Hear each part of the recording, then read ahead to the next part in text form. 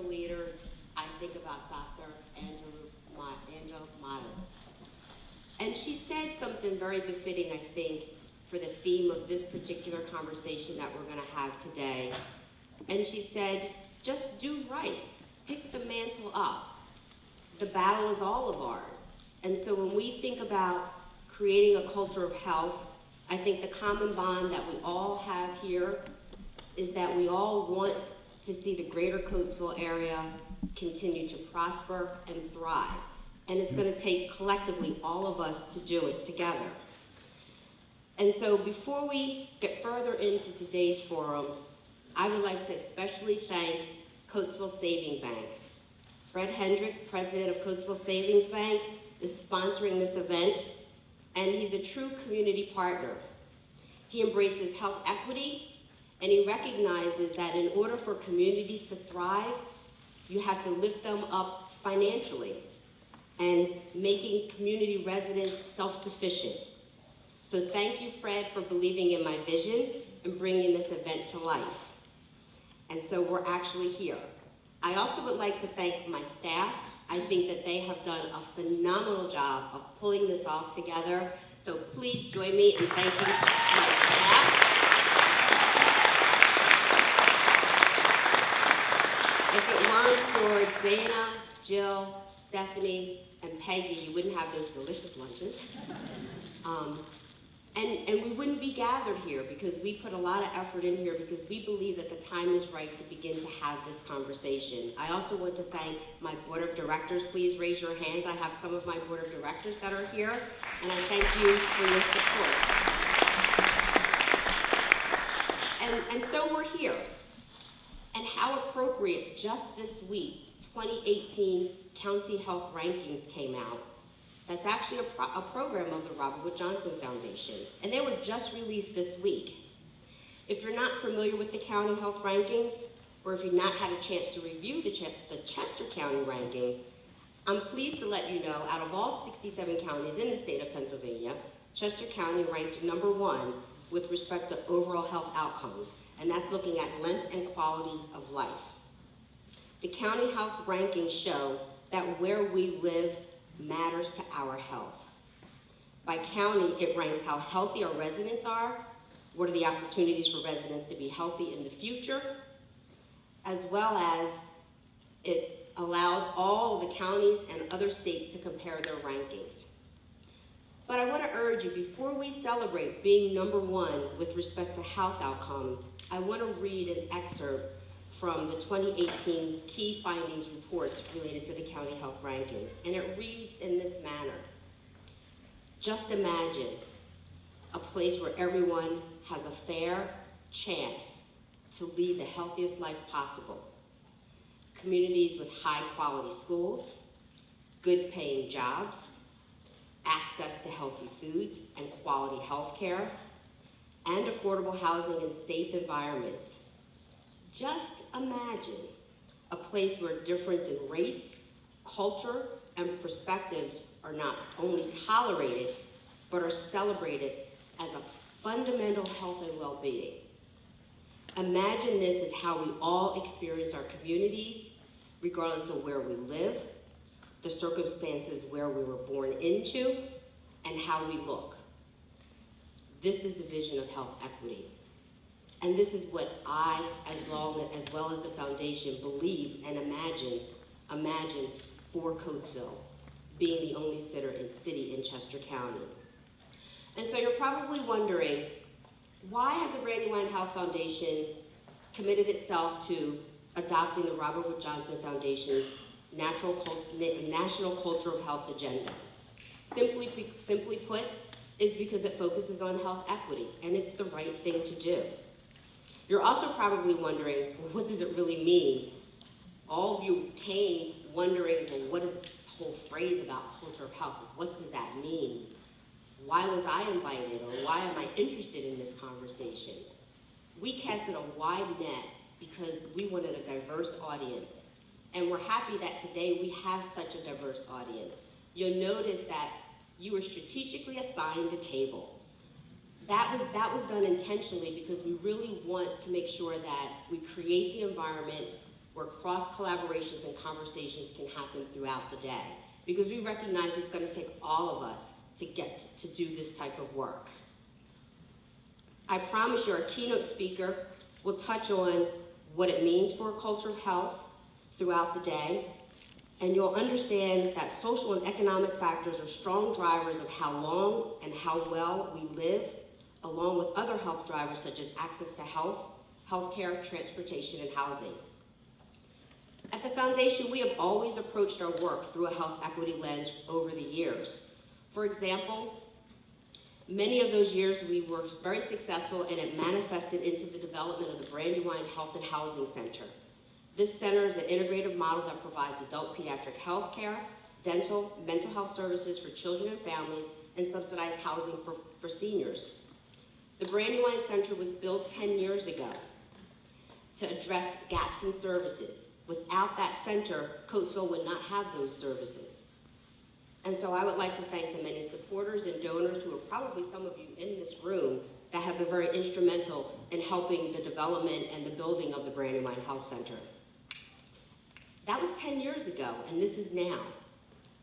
The Coatesville residents still need the services that are available in the Brandywine Health Center, and the residents within the Coatesville area also suffer from great health disparities.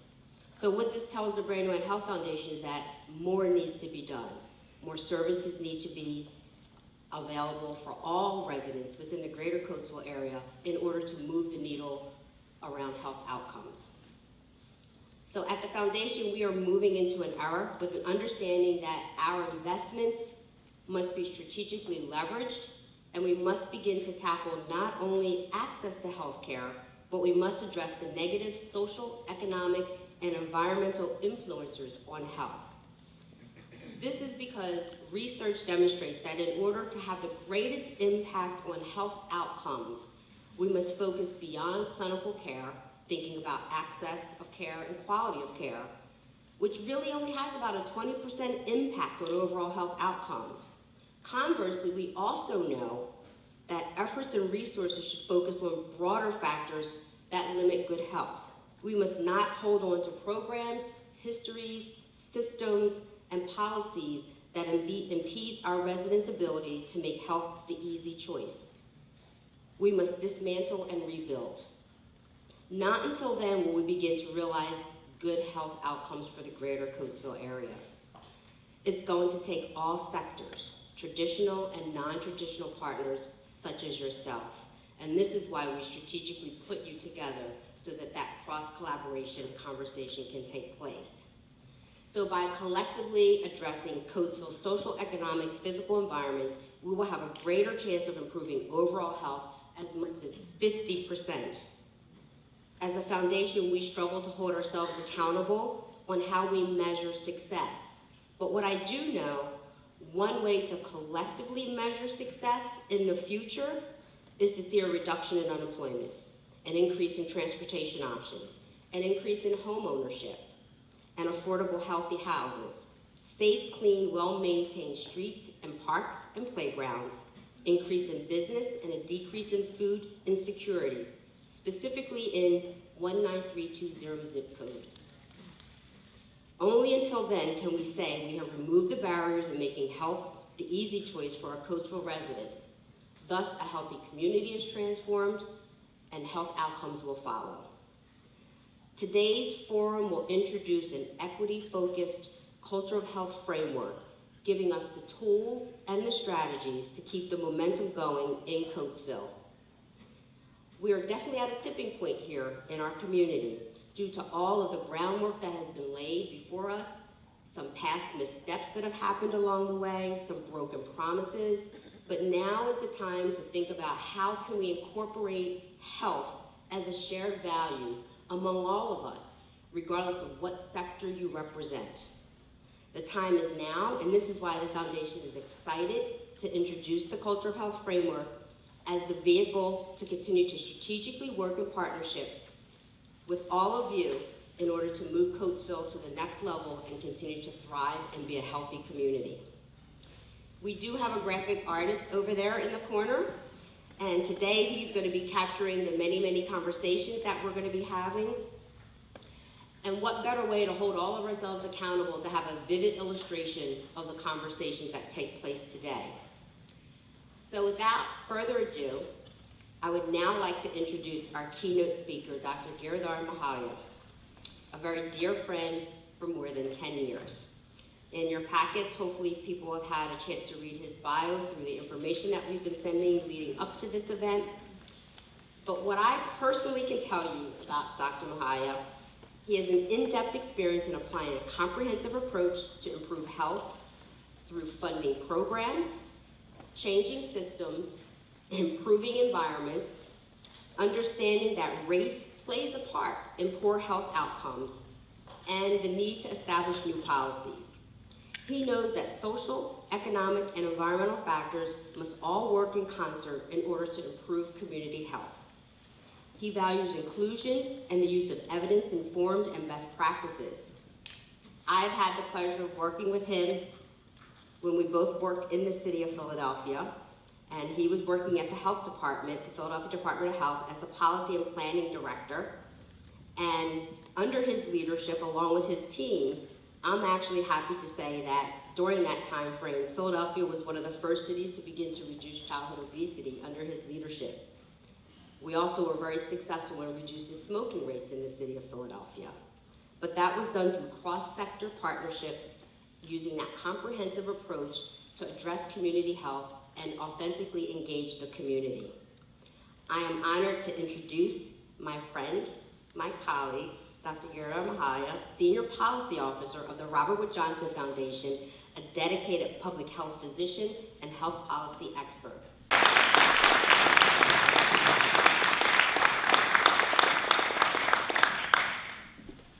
All right, good afternoon. It's nice to see everybody, and thank you to Vanessa. As she said, we are great friends and great colleagues. She was an amazing leader in Philadelphia, and I know she will be an amazing leader for the greater Coatesville area. Thanks to the members of the board of the Brandywine Foundation that are here today for the work that you do. I hadn't worked in philanthropy before joining the Robert Wood Johnson Foundation 2 years ago, and now I have such a great appreciation for the role of boards in helping set a vision, providing really key feedback on strategy, and just being a support in so many ways for leadership and staff of foundations. So thank you for being here. I'll start maybe by saying that I have some connections to Chester County. I grew up in Delaware County, Glen Mills, but my parents owned a small business in Chester County for about 20 years. They are immigrants from India, and they really did find their American dream in Chester County. At times they faced discrimination, but they also received a tremendous amount of support from local leaders, banks, and other civic institutions. And more and more as my dad ages, I try to ask him stories about what it was like when he came to this country. And it's funny, the only business story he seems to want to tell is about sewer lines. He needed to get a sewer line put in between his business and the sort of public sewer line. And when he first went to the township, they said, this is going to take 5 years. He's not a man who really takes the first answer as the final answer, and he said, let me do some research. So he worked with some engineers and some lawyers and said, I have a solution that I think is going to work for my business, but also the businesses that surround it, and I think we can do it in 18 months. After some healthy dialogue with the township supervisors, they finally agreed to it.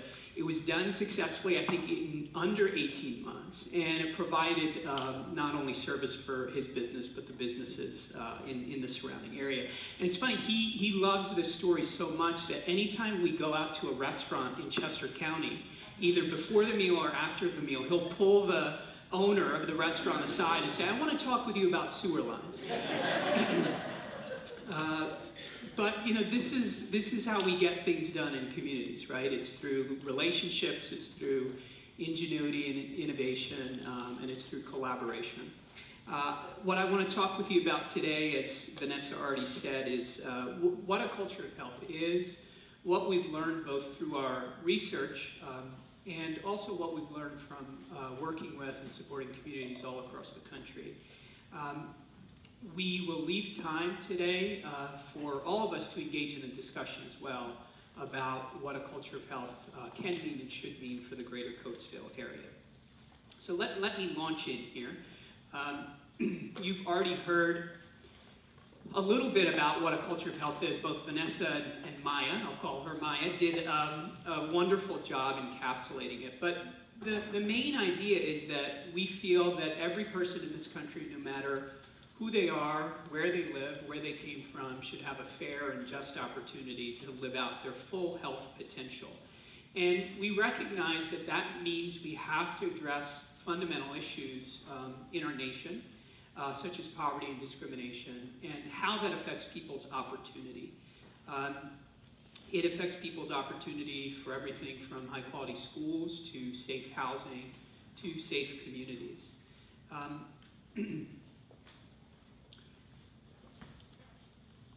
I want to talk a little bit about opportunity in this country. I'll walk you through this.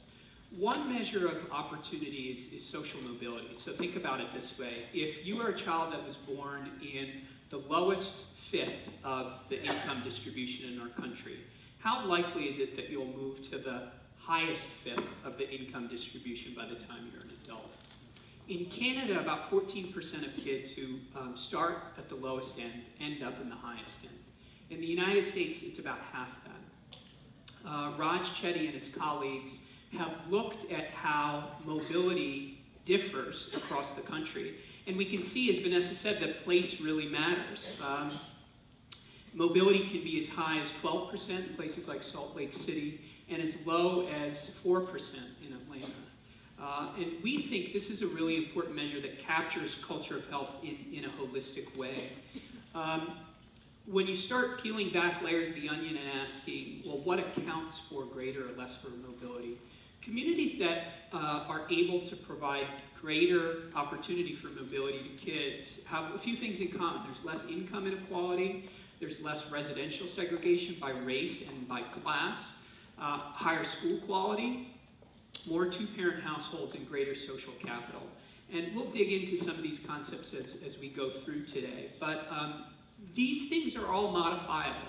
They're not easily modifiable, but we have strategies, policies, practices, and systems changes that can get at these underlying determinants of whether kids can be economically mobile in their lives. The set of researchers actually calculated this statistics for every county in the country. I couldn't find it for Chester County, but I wanted to pick up on Vanessa's point about the county health rankings. You heard that Chester County was ranked #1. It has been ranked #1 for quite a long time. One of the things we did this year is highlight not just how place affects health, but also race.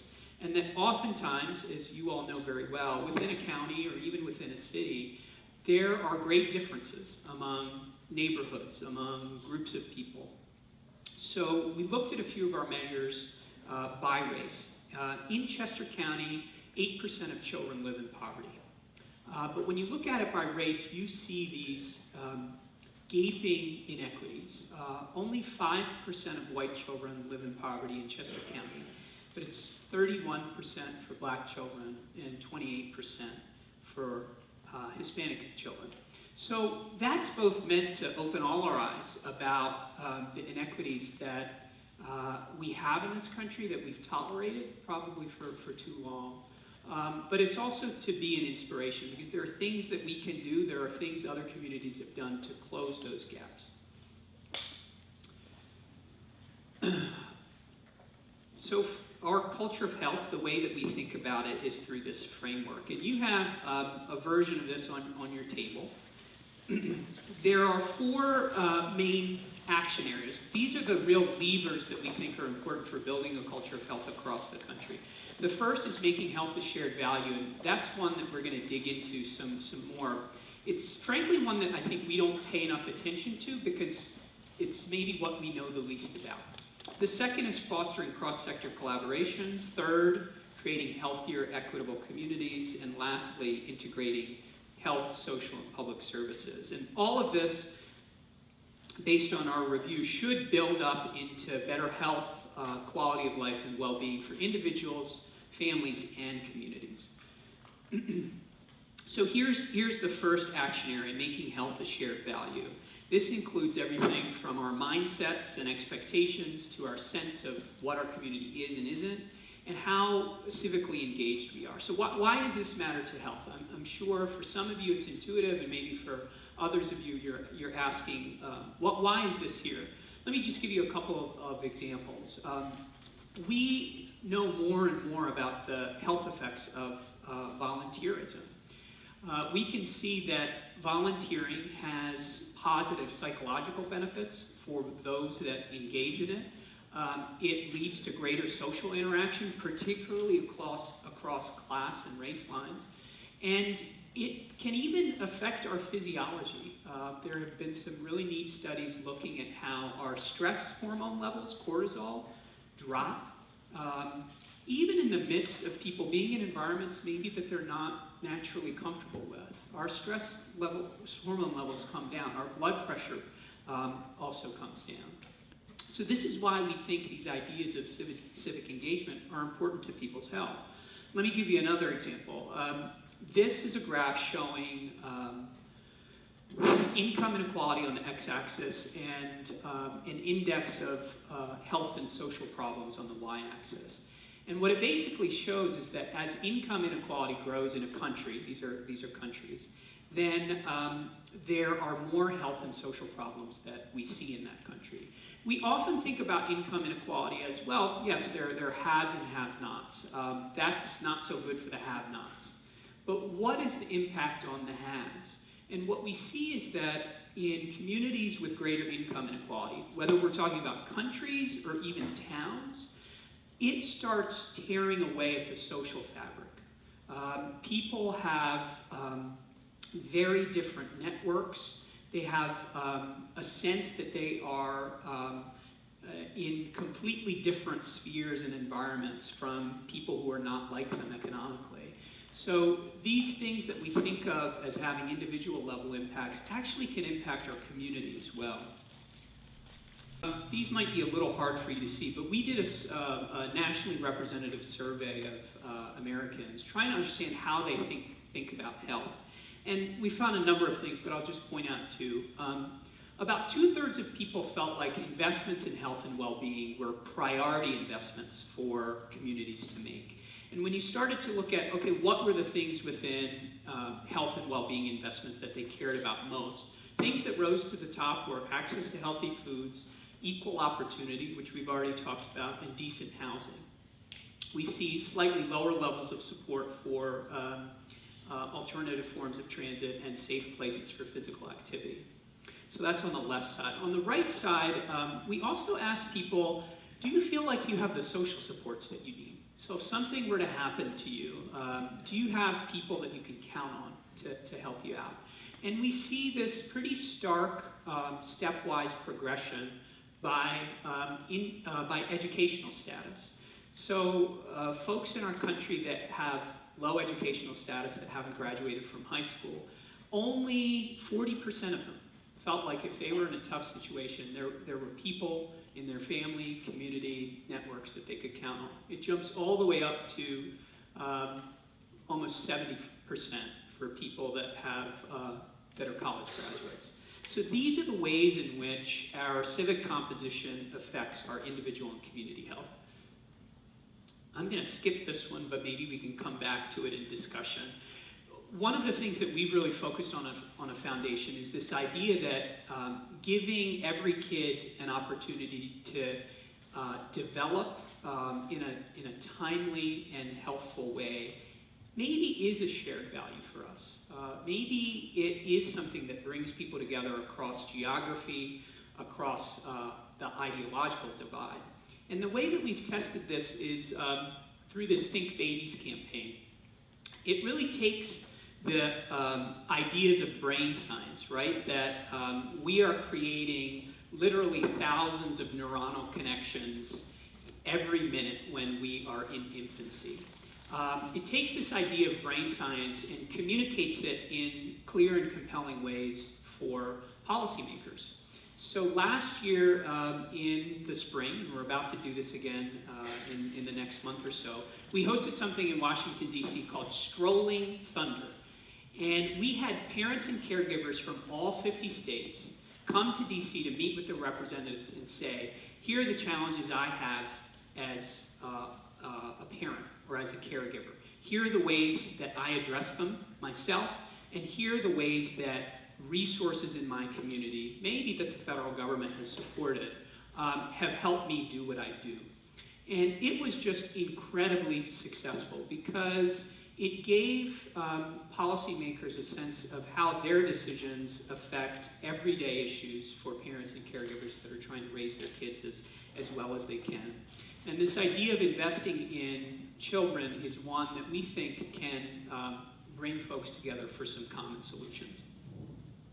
Let me talk a little bit about cross-sector collaboration. So this includes how organizations partner, investments that incentivize collaboration across sectors, and also policies. We know that collaboration is about relationships, right? I don't think we can underestimate how important it is to have face-to-face conversations, to get to know people, to get to know their families, and then to have that drive in institutional partnerships.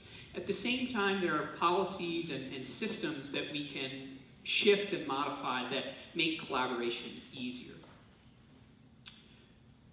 So I'm going to have you focus on the left side, not the right side. One of the things that we've done through the County Health Rankings program, and that's a snapshot of health for every county in the country. We've said, great, we're seeing that certain counties do better than other counties. What types of things can counties can do to see their ranking improve over time? One of the things that we found is that when communities invest more in certain social services like K-12 education, fire protection, and public hospitals if they have them, they see improvements over time in their rankings.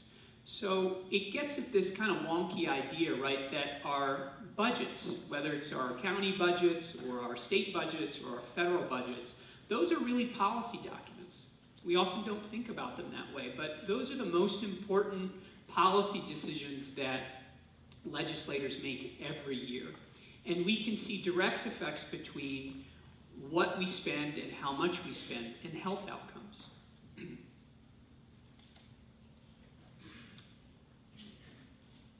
I'm going to give a quick example from Philadelphia. So through a partnership between the Philadelphia Housing Authority, the Philadelphia Department of Public Health, the Mayor's Office, and a number of private sector organizations, we were able to make Philadelphia's public housing facilities 100% smoke-free in 2015. We were the largest public housing authority in the country to do that. And you might imagine why we cared about it as health folks, right?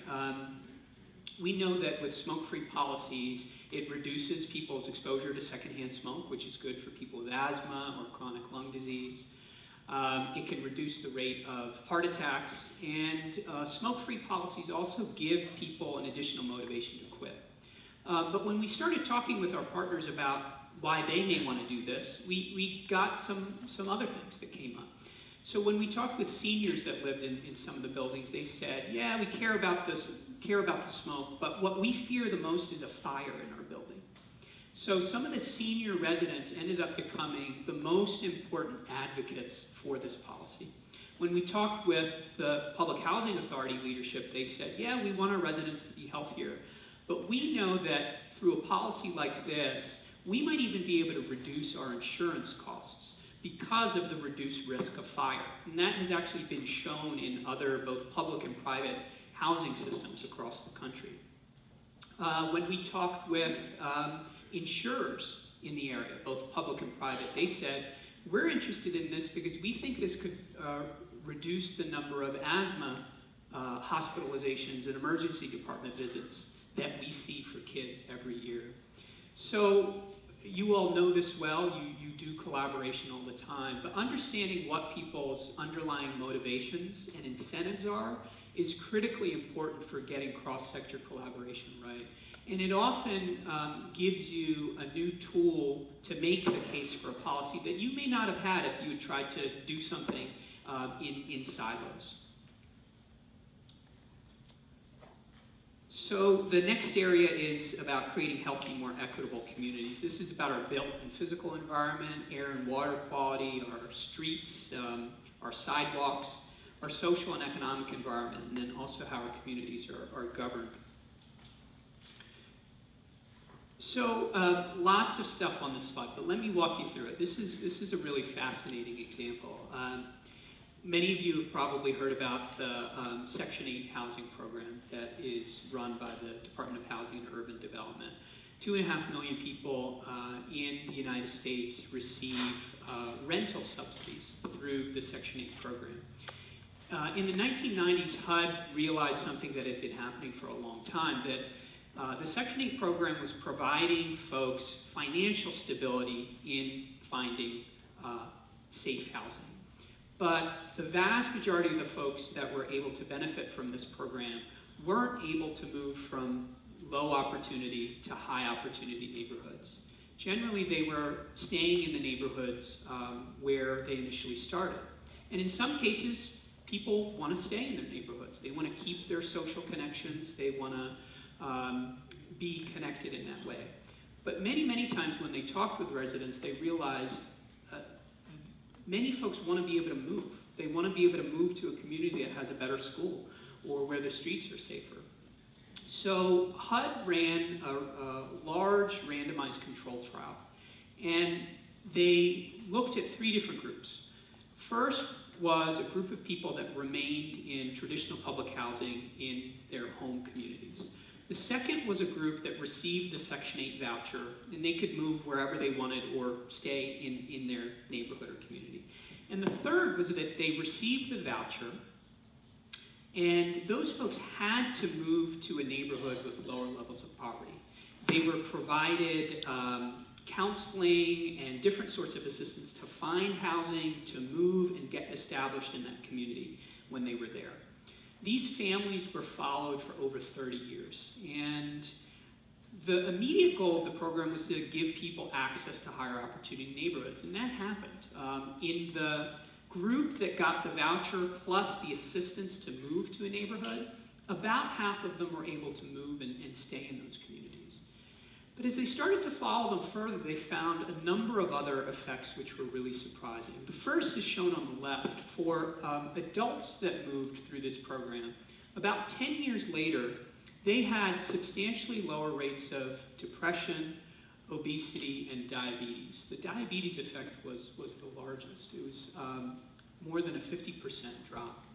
And this gets at this idea that we've been talking about, right? That our health is influenced by so many factors that are outside of our direct control. But when people were given the opportunity to move, they saw direct, meaningful impacts on their physical health. Initially, when they looked at children who moved, they didn't see any big health impacts. But when they followed them out until they were adults, they saw some pretty amazing things. Kids who moved before the age of 13, and that seemed to be a key cutoff. Kids who moved before that age, by the time they were adults, probably about in their 30s, they were making more than $3,000 per year than children who remained in their original communities. They had substantially higher rates of college attendance and substantially lower rates of single parenthood. Now, this is not a solution that is going to work for everybody or every community. In addition to giving people access to mobility, being able to move to other communities, we also need to make sure that community development is done in a way where people can stay in their communities if they want to stay, and that they get to benefit from the community improvements that other folks, new people to the neighborhood, may benefit from as well. Housing mobility programs all across the country that are working with housing authorities and residents to help people move to greater opportunity. So I'm looking at the time here. Let me go to the last action area, that's strengthening integration of health services and systems. So this is clearly about people having access to health insurance and high quality, affordable care, but it's also about what is their experience like. We know that trust in doctors and the healthcare systems has been on a rapid decline over the past 10 to 15 years. Nurses are still trusted, so if we have any nurses in the audience, kudos to you. And I think part of that is because you're the ones that are literally by patient's side, right? You hear not just about who they are as a sick person, but you hear about who they are when they're well. Unfortunately, we don't see that with the health system as a whole. So trust in people's experiences is really important. And then lastly, how do we get systems to work together? Let me just give you two quick examples. When some of our partners looked at the interplay between health outcomes and food security, this is what they found. So the Supplemental Nutrition Assistance Program, SNAP, it's what was formerly known as food stamps, is actually the largest anti-poverty program we have in the country, particularly for seniors and families with young children. Oftentimes we think of it as providing people access food security, but it's an anti-poverty program. And what we found is when we looked at seniors who were covered by Medicaid and compared those who were beneficiaries of SNAP to those who were eligible for SNAP but weren't enrolled, we found that those enrolled in the SNAP program were almost 25% less likely to enter a nursing home over the course of the next year, and 14% less likely to be hospitalized. And again, if you start peeling back the layer of the onions, you find that they were able to afford their prescription medications. I was just talking with somebody about that before we started today. They didn't go into medical debt as often. So these are the ways that if we think about how one system interacts with another, then we really start paying attention to this idea that people don't live in silos, right? We often provide them services or supports that way. But these complex systems really do interact with one another in profound ways.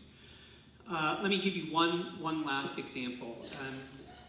There are over almost 300 hospitals and health centers in the country that have implemented something called the Medical Legal Partnership.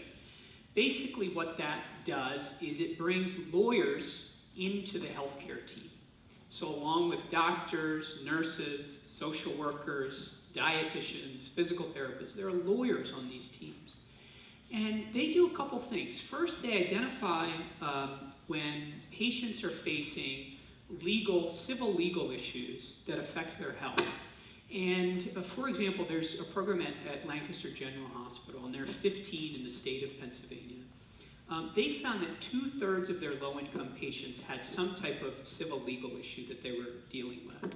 These are things like having their utilities shut off, or things like being threatened with eviction, even though in many cases they were paying their rent on time. Oftentimes it was because they complained about a substandard condition in their rental apartment that wasn't addressed by their landlord. So what these lawyers do is they start to uncover what are the issues that patients are facing and how is it affecting their health status. They then train the medical staff to screen for these issues and set up systems so that they can be dealt with efficiently and effectively. And then if needed, they will collect all those stories and take some larger legal or policy action so that the basic issue is taken care of in an upstream way. Let me give you a quick example. So in Boston, they found that hundreds of patients were having their utilities shut off. These are folks with sickle cell disease, asthma. So if they didn't have access to electricity, that was going to have a direct impact on their health. There was already a state law that said if you have a certain set of chronic conditions, there are very few conditions under which your utilities can be turned off. What they found was that almost half the time, those folks' utilities was being shut off anyway. So they started to train doctors on how to write letters in a way that would remind the state utility agency of what the law was and tell them that this set of patients had a group of advocates. So they were able to do that individual level advocacy. Next, what they did is they incorporated into the electronic health record system a way to automatically generate these letters for patients based on data that was in the electronic health record, so that somebody didn't have to remember it, that it could actually be anticipated as part of the clinical visit. And what that did is that it actually head off at the pass some of the utility shutdowns that patients would have experienced. The last thing that they did is they had these stories happen over and over and over again over about 2 years. The State Public Utility Commission said they were rethinking what their regulations should be. The Medical Legal Partnership team was ready for this opportunity. So they went to the state and said, look, you require people with chronic conditions to recertify every 3 months that they have a chronic condition. They said the definition of chronic means that it continues. How about you change that from every 3 months to every year? The second thing they said is you only allow patients to get letters from doctors. Nurses, nurse practitioners, social workers, they understand the medical and social needs of these patients just as well. They are able to do lots of things within healthcare that maybe once we only thought physicians could do. So let's let other members of the healthcare team write these letters. And they were able to get that change as well. So this is just an example of how medical legal partnership not only addresses the most immediate and urgent issues that patients might face, but they address these structural issues that so many patients face in our really disjointed, disorganized system. So I'm going to stop there. Hopefully I've given you a sense of what a culture of health is, what we've learned through our research, but also through our support of programs across the country. And I've started to give you some inspiration to think about what a culture of health could look like in the greater Coatesville area. I think we're going to take a little time for questions, and then we'll move into a discussion at the table. So I'll open it up.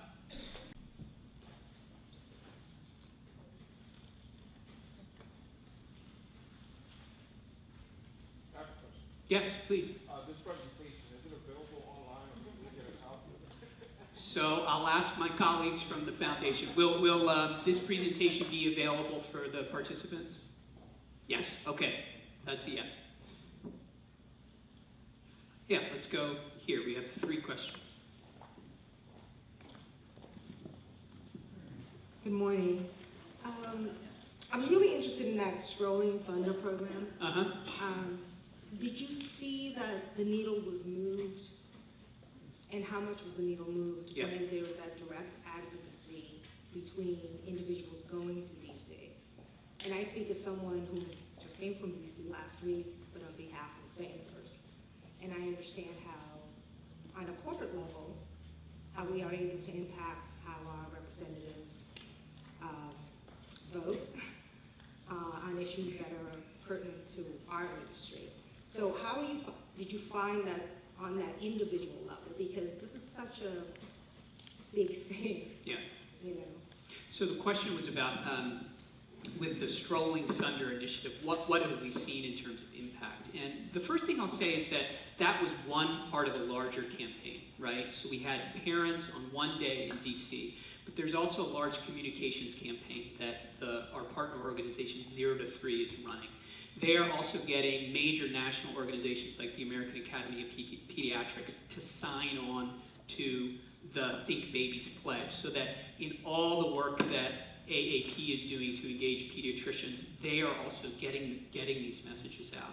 So I think that's the first important point. The second is that I think one way that we're seeing the conversation shift is through the policy of paid family leave. So we are the only industrialized nation that doesn't have a federal paid family leave policy. So if you have a new child, if you adopt a child, or if your family member is sick, we don't offer, as a country, paid leave. There are 5 states that now do. New Jersey is one of them, and I found that out when I started working in New Jersey. But what we've started to see is that people are seeing that issue not just as an issue of this is a benefit that we would provide to workers so that they can care for their family members. They're starting to see it as an economic issue. So countries and states with paid family leave laws are more likely to retain women in the workforce. And as women account for a larger and larger proportion of people in the workforce, businesses are seeing that, you know what, this is good for us too. And through public policies, the way that paid family leave programs are funded is usually through payroll taxes of employees. So in the state of New Jersey, businesses don't even pay into the fund that covers paid family leave. So I think what we're starting to see is that people are understanding these issues at a human level, on a policy level, but also on the level of what does this do for me? And we have a series of ways that we track changes both in public opinion, but also in the opinion of policymakers. Let's go here, and I think there were also two over here. Right behind you, Vanessa, yeah. So I appreciate the comments about Chester County being #1, but that has continued to allow us to struggle in the social service industry because it's very hard to recognize the pockets of poverty and the areas of concern when we're equally out there saying we're amazing. Can articulate the need, the concern for the individuals who can't speak for themselves, and balance that with living in a county that appears to not have any need. Yeah, it's a great question. I mean, first I'll say that we at the foundation need to do a better job of that, and I think we've tried, but we could do more. What reporters always want to talk about is what's the rank of the county, and even when we start engaging them on other issues, they sort of get back to that issue. So we need to do a better job, and that's part of the reason we focused on race this year just as much as place. I did about 8 radio interviews 2 days ago, and every time I brought up the issue of race and that within counties, whether it's by race or class, there are big differences, and none of the reporters followed up on it. But that's why we did it, and we're going to keep doing it as we move along with this program. So that's one. 2, I think telling people stories and letting decision makers hear directly from people who are working hard but still struggling is really important. Relatedly, we have thought more and more as a foundation about the role of building power and organizing communities in making change. If institutional decision makers are going to continue to be the ones making decisions, we'll probably just get more of the same. So we're empowering people to understand how the political process works, to organize with like-minded folks, and then to not only get a seat at the decision-making table, but also eventually move into positions of formal decision-making. We think that that is really, really important. Lastly, I'll say that telling the personal, individual community stories are important, but then also trying to help people understand this idea that when a large group of people in a community are struggling in some way, that has impacts on the community as a whole. So I think telling that larger story is important as well. I thought I saw 2 over here. Maybe the issue was already addressed. Any over on this side? I want to make sure I'm not neglecting.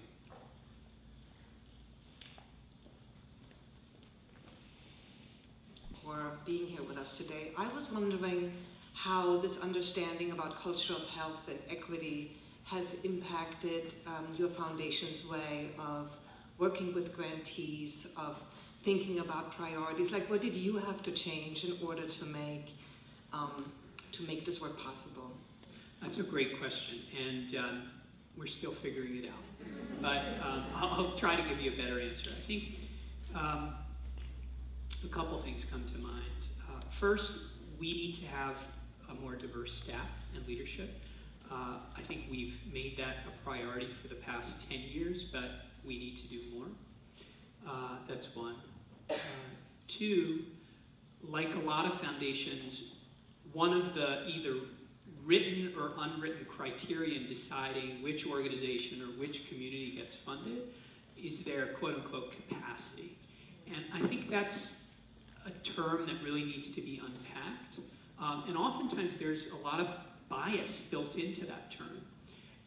And if our goal is really to close gaps and promote greater equity, then we need to be, the main thing we do is give out money, right? So we need to make sure our funding decision-making reflects our equity principles, and that there's more than one person at the table when we're making those decisions that says, what might be the unintended consequences of giving a grant to this organization that may not jive with our ideas around equity?